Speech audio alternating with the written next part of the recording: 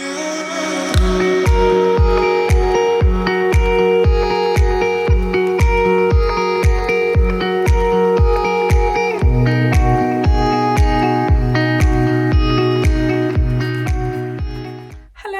welcome back to my vlog channel. So this is vlog number 7 now.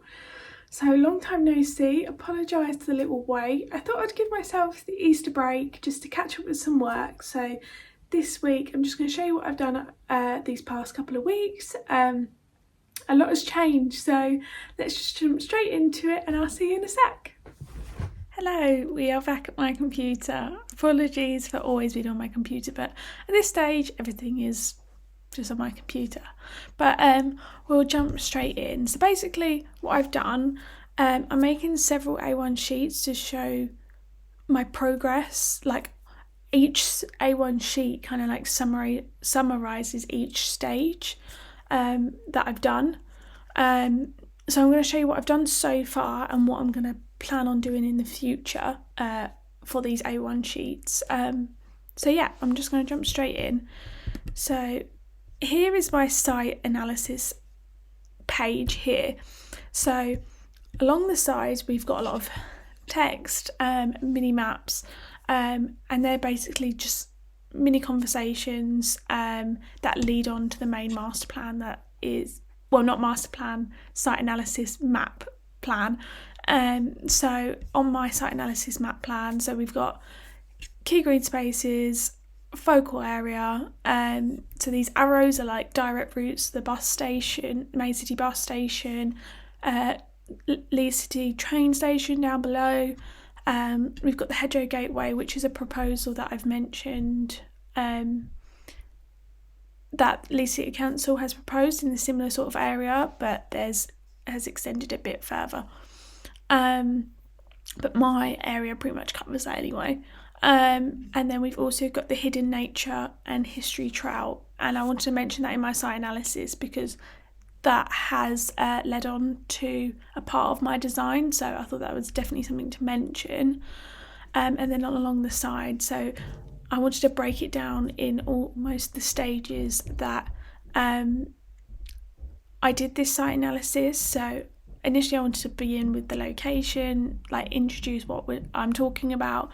And if people don't want to listen to or read a bunch of text, they've got an image just to summarise it. And then we go on to my first impressions, and then we go on to the maps that you've probably seen in previous vlogs, and break down this sort of site analysis map into land use, built form and green space, transport and median traffic. And then it kind of like tallies off to other key important mentions. We've got key buildings of interest, key points of interest, the community, and then down below is the walk. I've introduced statistics when it comes to the community. I thought that the community deserves its own like row, because that's a key aim that I want to introduce into my concept. So I've just brought in some statistics of age, ethnic groups and religions, overview of the health and well-being, business and economy, all of this is all things that make up my area. Also mentioning topography. I need to increase the line weight of this because it's quite difficult to see, but you've probably seen this previously. I've actually changed this image slightly, as I felt that it was a bit overwhelming. I need to be condensed a bit, but it's just mentioning the topography. And then I move on to my concept A1 sheet. So that's my site analysis and then my concept A1 sheet. One thing to note is that I'm keeping in the same format so that it flows. That is a key thing when doing the A1 sheets. Keeping the same text, same sort of format and the same sort of art style. So I like these really like bold colours. I've kept in the font, I'd have to go back and check that, but just keep it nice and simple. Don't do all fancy text. Just need it clean, and all this fancy text, it can distract from what you're actually trying to say and people will struggle to read it. So just keep it basic if you are doing an A1 sheet. But this is my concept. So kept it in the same sort of style as the site analysis map, but just a bit more refined. So in this one, I'm mentioning that I'm creating a green corridor, focusing on the nearby event spaces that can be linked to the hedgerow. I have added new destinations to the new hidden nature and history nature trail. That I got there in the end. And then just my focus area again, Leeds City bus station and the direction. So I wanted to focus on that. I don't want to remove this traffic, but almost influence people to get on a bike that I've mentioned in previous vlogs. And then I've done the same format along here, and just doing it as how I would have, like, presenting it in a way in the stages that I would have reached this concept. So I began with key aims that I wanted to do. Then the purpose of my proposal, that's, I think, a key one that's often forgotten about, is explaining why you're doing this proposal.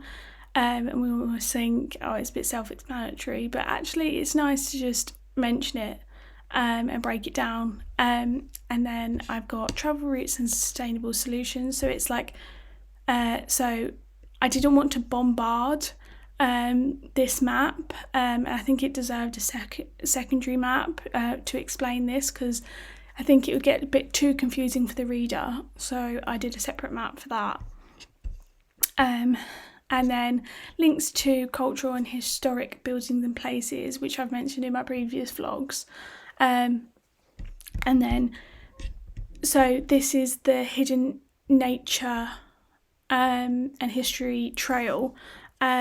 So this is the list of the destinations, and in bold are the ones that I've introduced, and just made it simple but clear. So put it in bold and then just put new destinations. So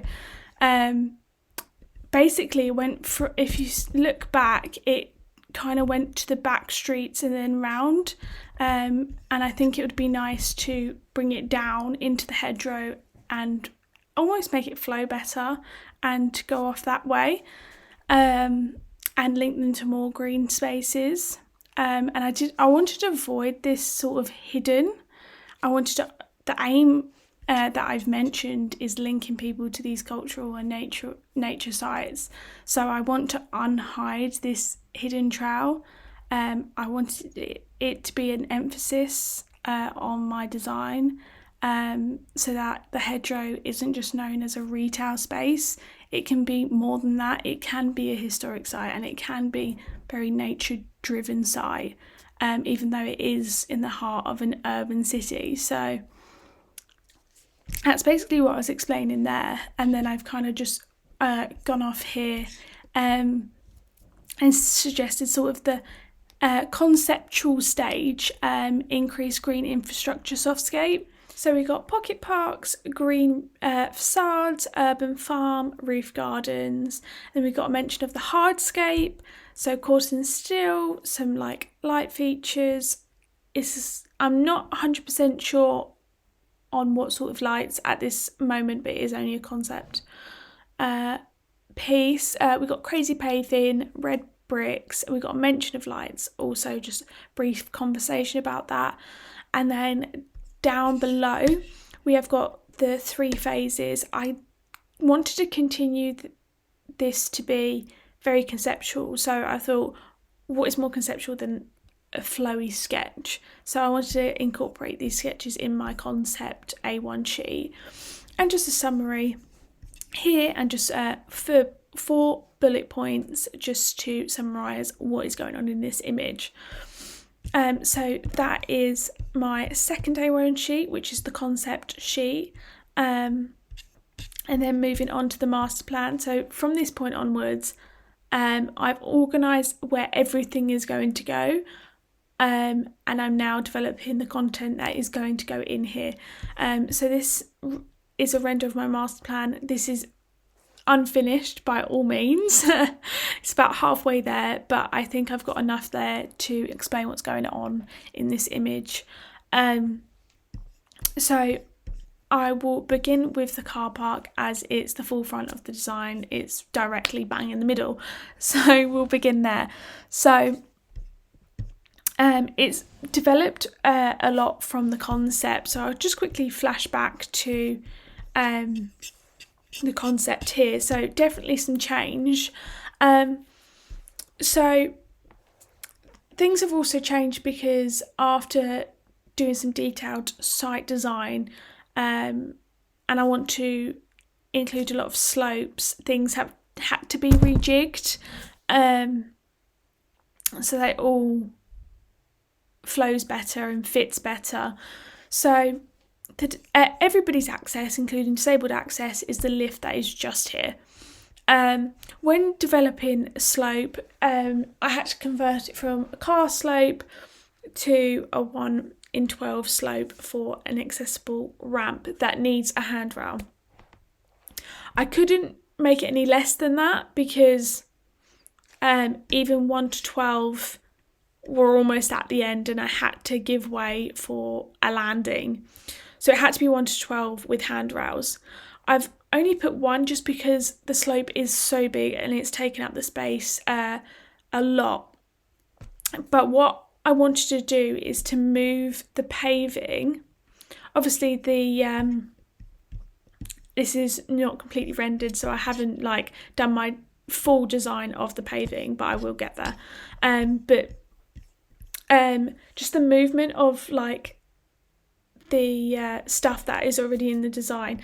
I've kind of created this movement so that people come straight from the disabled lift, or just the general lift, but also disabled people can access, and everyone go that way. And if they want to access the lift, this is just resin bound, so this is a different type of paving, and then jump on to the slope down to the playground.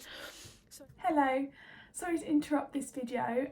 I'm just going to wrap this video up now because I don't want it to get too long, but there will definitely be a part 2 posted shortly after this one, so be sure to check that one out as well. But for now, I'll see you in my next video and I'll see you soon. Thank you. Bye.